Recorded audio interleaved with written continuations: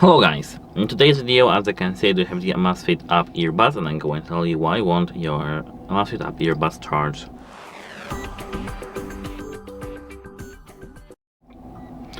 So, at first we make sure that you have removed every single foil that was on your earbuds after you bought them. If they are removed, that's nice, but if they aren't, you need to just remove it. Then they should be able to charge. Apart from that, check the cable and the charging port. So if the charging port here is damaged, as you can see, here it isn't. But if yours is, you need to just go to the device support and change the charging port or just replace it.